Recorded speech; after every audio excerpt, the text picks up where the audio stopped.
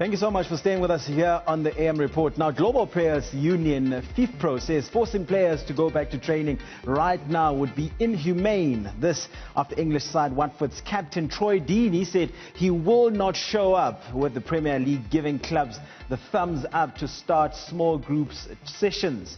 I'm now joined by Thulaganyo Gaoshubelwe, who's the president of the South African Football Players Union. Thulaganyo, thank you so much for your time. We've heard what FIFpro has to say. What is SAPFU's stance? Thank you very much, Benjamin. I think, look, SAPFU's stance has always been about supporting the players. And, of course, we definitely support the players to the extent that everything we do is in line with the law. And I think FIFpro has made a call, given the unprecedented circumstances that we find ourselves in, that, any punishment in that regard becomes a bit inhumane. And I think there is a reason why it calls for all parties and stakeholders to sit and have a discussion around these issues. But just to take it a bit further, you know that everything is governed by the law, and including football itself. I mean, you know that FIFA has released a recommendation and guidelines document, and part of those guidelines it says only government can, dictate to us whether we're going back to play and so forth. And I don't think that decision was taken lightly, because there's an understanding that there would have been a proper research that would have been made. We need to have a proper plan in place, and when you have a proper plan in place, then you say, here's this plan in place, and how do you then execute it? And I think the players themselves, once they get to acquaint themselves with that plan, they would know exactly what's happening. Which then brings us to this point that says, part of the responsibilities that we need to do is to take, including measures such as the issues of counseling, the issues of education, around the COVID-19, because a lot of us, we read, there's a whole lot of information on COVID, but you don't know which one is really true. So part of it is to sit down and say, look, this is what needs to happen, and this is what's available to you as an employee.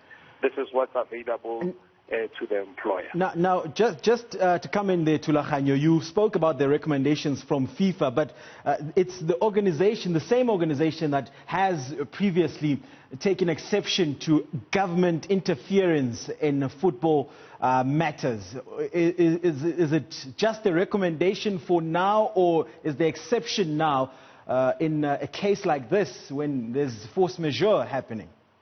Look, I wouldn't want to speak on their behalf, because only them they would know whether they uplift that recommendation or not, lest I make a mistake in that. But safe to say, the recommendations were timely and necessary simply because we are in an unprecedented situation. I don't think clubs or other stakeholders have the capacity to deal with this issue outside government. And I think the realization that the only institution that's capable of bringing us together is government. Including the NGOs, they cannot do it all by themselves.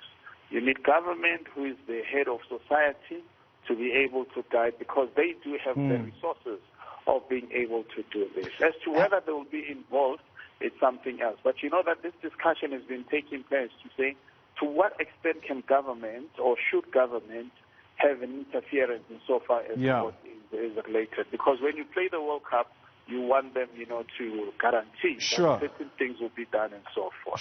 So we think that, FIFA would be able to really pronounce itself on those particular matters. Has there been any concerns from any players that you represent at all, Thulaganyo, with regards to possibly going back to training?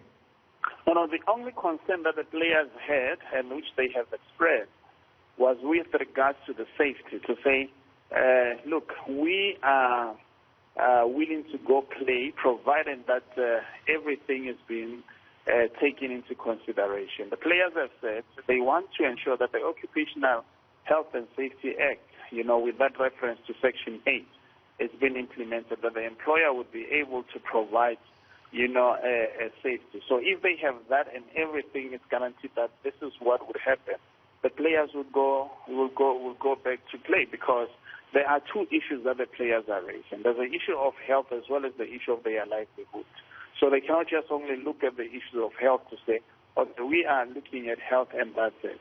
What happens if this COVID, it doesn't get under control for the foreseeable future? What's going to happen to their livelihood, because they've got contracts that are running, coming to the end at the end of June, and they've got financial responsibilities somewhere, because it's not like those financial responsibilities are going to be written off. If they were, I guess the players would just say, okay, just like any other person, because it's a bit of a challenge. It's not a decision that will be taken easy, just to say, hey, we're not going to play and that's it. We will take everything into consideration. We are inputting in those discussions. We have made our submissions to those discussions to say what is it that we believe needs to be done to ensure that the safety of the players at least is paramount in this. Just one more, Thulaganyo. Are you privy to the discussions going on behind closed doors between PSL and SAPFU? Just in 20 seconds. No, absolutely. We are privy to those discussions. We have been in constant communication. We have been in constant communication also with the team that has, the task team that has been appointed out of the Joint Licensing Committee. I was talking to the chairman of the league yesterday with regards to the issues in terms of how we're going to move forward. I spoke, I think, a day before with with SAPFU, in terms of what needs to happen going forward and so forth. So indeed, our discussions are there, and we've got a submission in black and white also. So we are privy to where things are. I know where the briefing is. I know in terms of what needs to happen and so forth. So yes, we are very much part of those discussions, Brother Joshua. All right. Thank you so much for your time. That's Thulaganyo Gaoshubelwe, the president of the South African Football Players Union, just giving us his opinion and the stance of the union with regards to the possible return to training. We know that, most parts of the country will be going to level 3 lockdown from the 1st of June. We'll follow that and, of course, give it to you right here on the AM Report.